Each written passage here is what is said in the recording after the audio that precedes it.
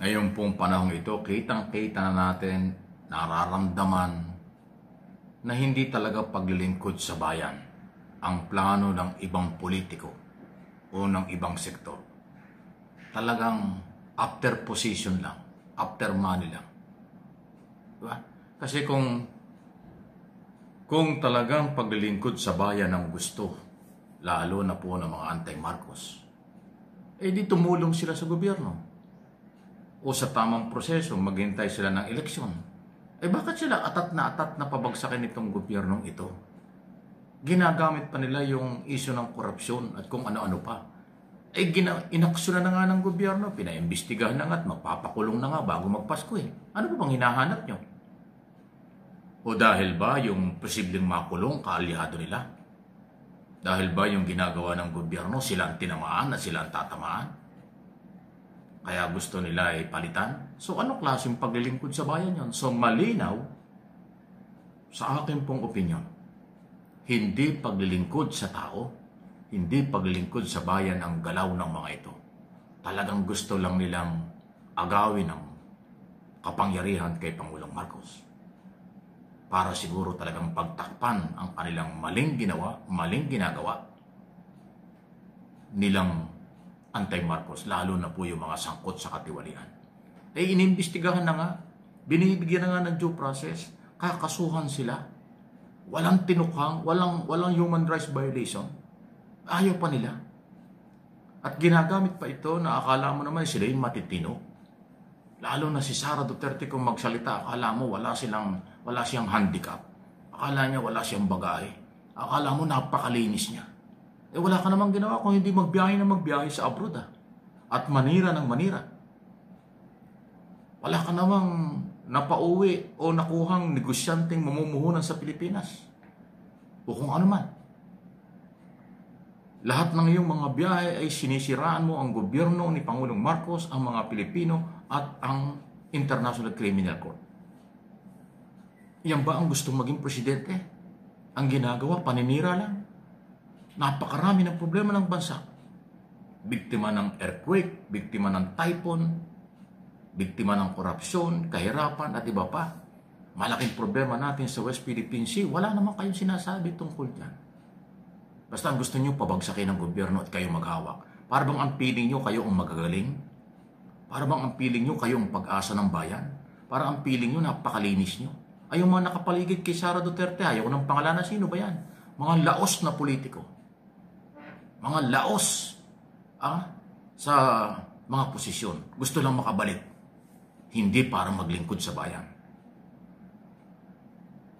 Di ba? Opinion lang po ito. Dahil ito naman talagang ginagawa natin. Yung opinion natin sa mga nangyayari. Magpakita nga kayo ng konkreto na inyong mga programa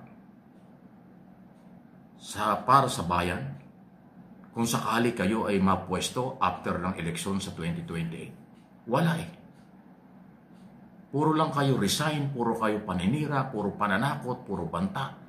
Kaya walang dating. Hindi kayo natuto, 3 taon na nyo ginagawa yan, pakaunti ng pakaunti kayo, sa halip ay dumami. Ibig sabihin, something wrong ang inyong mga ideya at ginagawa.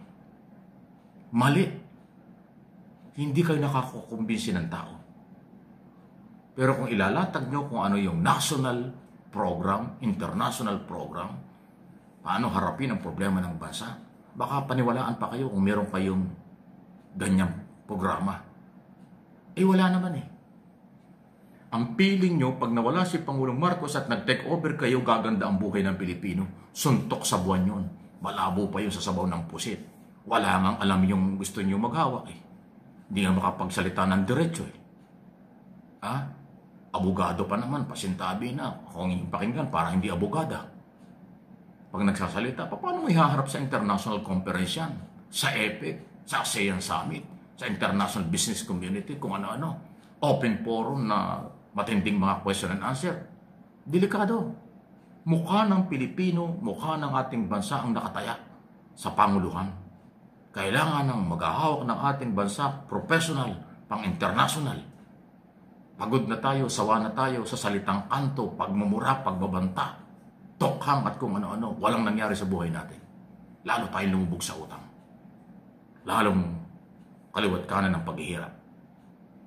Kasi ang kailangan ng isang Pilipino o ng isang presidente ng bansang Pilipinas may malawak na public relation at kaalaman, relasyon sa international community, business sector, international community, international counterpart. Yun ang importante.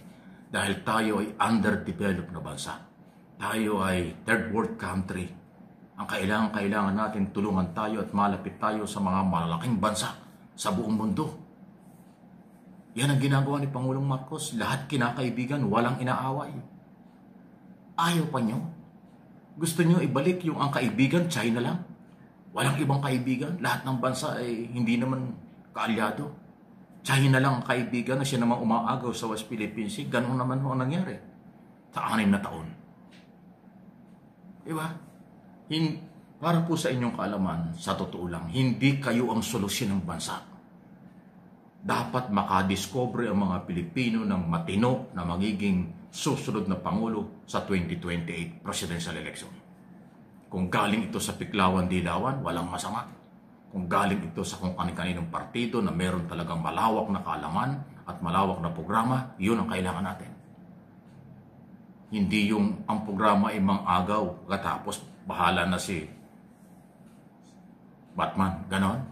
Huwag niyong ilalagay sa balag ng alanganin ang buhay ng mga Pilipino, lalo na ang mahihirap, kasi lalo maghihirap sila. Mayayaman lang kaalyado nyo at politiko nakikinabang kapag walang programang matino.